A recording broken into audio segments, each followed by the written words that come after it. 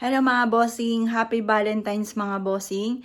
Ngayon po mga bossing ko, yan, pinaganda ko yung pwesto ng aking anak. Yan po, o yan. Hindi pa yan tapos mga bossing kasi marami akong mga in-order mga bossing ko na hindi pa dumarating. Yan po mga bossing ko ang kaganapan dito kay Joelyn at kay JC mga bossing ko. Yan, nilagyan namin ng ilaw dito mga bossing para may ilaw itong pinaka kiniremate nga po yung anak ko mga bossing. Ngayon pa mga bossing, ito, may kwento ko lang ulit mga bossing ko. Ngayong araw na ito ng Valentine's, nagparamdam yung aking anak. Paano ko po nasabi? Unang-una mga bossing ko, yung mister ko kanina, tinawag daw siya, ay nakadapa daw humiga yung mister ko. Kasi pagka nakadapa po yung mister ko, pagka ano na parang nananakit yung katawan po niya at saka parang syempre hirap daw siyang huminga. Ngayon po, hindi niya, syempre pag natutulog tayo, hindi natin alam kung ano bang posisyon na natin. Hindi tayo nakadapa kapag tayo natulog, pero pag tayo natulog na, yun nga po, na nakakadapa na tayo kung ano mga posisyon. Ayun, nakadapa daw po siya. Tapos bigla siyang tinawag ni Jovelyn na parang nagulantang siya. Sabi daw, Daddy, parang sinagawan siyang ganon.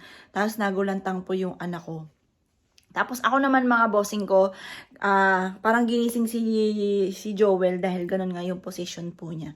Ako naman pa mga bossing ko, dahil umalis yung mister ko, ako naman po ay nakaupo dun sa kwarto sa kabila. Tapos nag-share ako na nakatapat ako sa pintuan. Tapos dinig ko na dumating yung mister ko na nagbukas yung gate, nagbukas sa bahay. Tapos kaya parang hindi na nag-ano sa akin na dumaan po siya. Kasi nakakita ko na nakaputi, nagmula sa hagdanan, naglakad, kasi tanaw po yun sa may pinto. Tanaw po siya. Mula sa may hagdanan, naglakad siya, nakaputi, pero hindi ko siya pinansin kasi narinig ko kumbaga dumating na yung mister ko, narinig ko sa yung sasakyan po niya, na nagbukas siya ng gate, nagbukas din po ng pintuan po namin.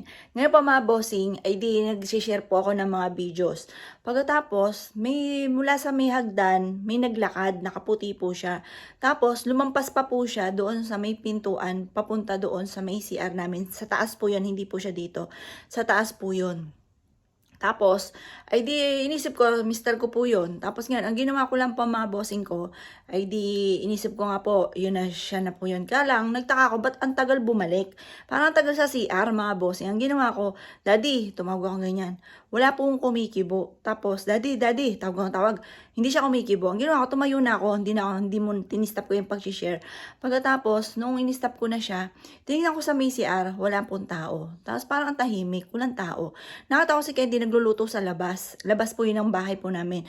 Hindi siya sa loob ng bahay. Yung mismong kusina, mga bossing. Ngayon, sabi ko, Candy, pumasok ba dito si Joel? Pumasok daw po. Tapos, yan, buksan ko na to yung ilaw. Ngayon po, ay di yun na nga. Pumasok daw po si Joel.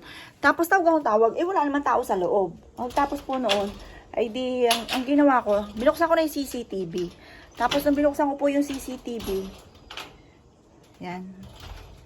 Nung binuksan ko po yung CCTV, doon ko nakita mister ko sa may swimming pool. Tapos sabi ko, Daddy, pumasok ka na ba dito? Hindi pa daw po siya napasok. Yun, kaya nilabutan ako. Kasi sabi ko, sakto ngayong Valentine's. Si Joey nagparamdam. Kada may okasyon po, Valentine's, Pasko, sala sa panaginip, ayun nga po, sala sa panaginip, siya po ay nagpaparamdam. Ayan, kaya alam ko, dama ko, na nandito na talaga si Joey. Kaya pa mga boss, alam ko matutuwa siya dyan. Tapos, bumili rin ako ng yung mga decharge ng mga kandila. Ayan, kasi, syempre pag natutulog kami, kaya dito ko siya nilagay sa sahig, kasi syempre para safe.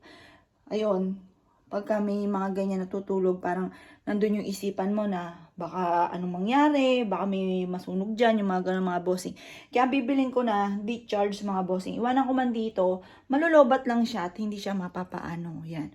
Hello anak, hello mga anak, I love you. Yan pa mga bossing ko. Yan.